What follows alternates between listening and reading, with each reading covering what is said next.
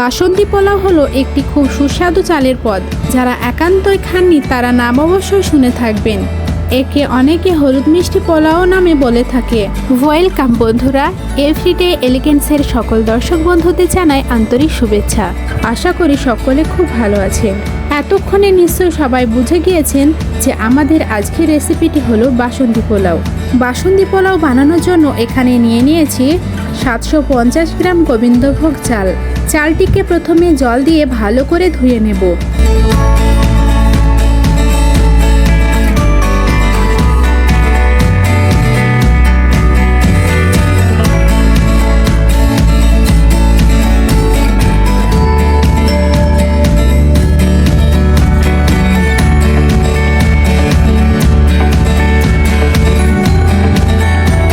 বার দুয়েক ধুয়ে জল ফেলে দিয়ে এবার একটা পরিষ্কার শুকনো সুতির কাপড়ের উপর মেলে দেব, যাতে চালটা বেশ ঝরঝরে হয়ে যায়।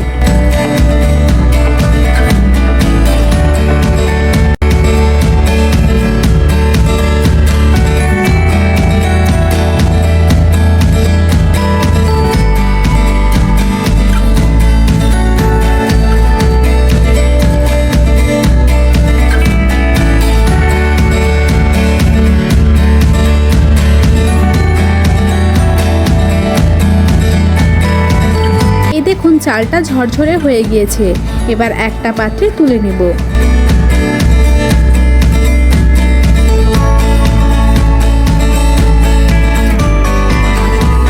এখন এই চালের মধ্যে আমি দিয়ে দিচ্ছি গ্রেট করা আদা, 1.5 চামচ মতো ঘি, 1 চামচ হলুদ গুঁড়ো এবং স্বাদ মতো লবণ। এই সমস্ত উপাদানগুলি চালের সাথে ভালো করে এবার মাখিয়ে নেব।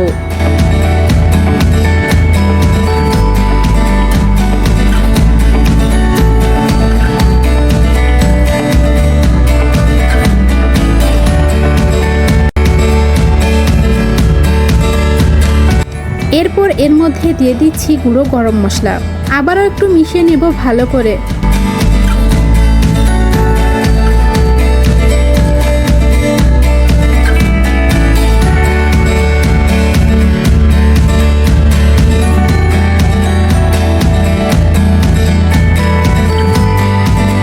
দেখুন বন্ধুরা, কি সুন্দর হালকা হলুদ রং এসেছে। এই রঙের জন্যই এই পদটার নাম বাসন্তী পোলাও। এবার গ্যাসে কড়াই বসিয়ে নিয়ে নিলাম খানিকটা ঘি।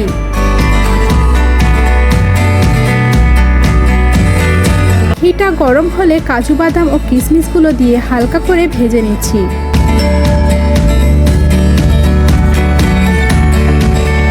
এর সাথে ঘিয়ের মধ্যে দিয়ে দিলাম গোটা লবঙ্গ ও গোটা এলাচ।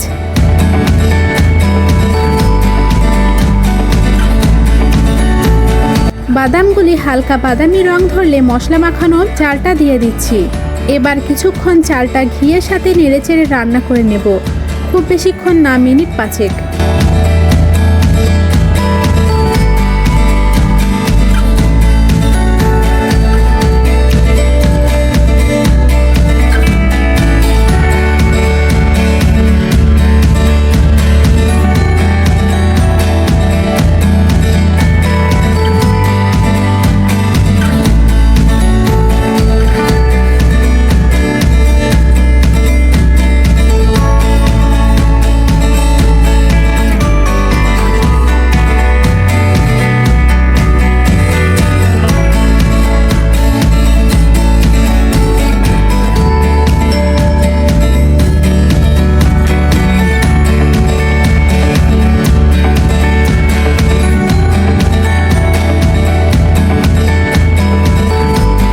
এবার এর মধ্যে দিয়ে দেব প্রয়োজন মতো জল।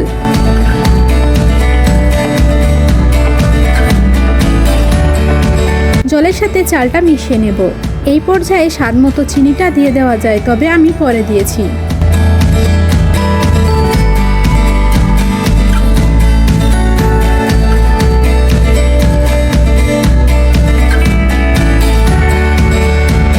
যাই হোক, কিছুক্ষণের মধ্যেই দেখুন চালটা সিদ্ধ হয়ে কেমন ফুলে উঠেছে।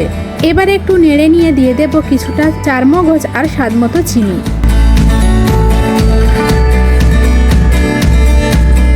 চিনির পরিমাণটা বললাম না, কারণ আমি মেপে দিইনি, চোখের আন্দাজে দিয়েছি।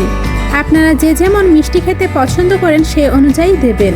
এবার আমি চিনিটা একটু মিশিয়ে নিয়ে মিনিমাম ফ্লেমে আরও একটু রান্না করে নেব, যাতে চিনিটা গলে যায় ভালোভাবে।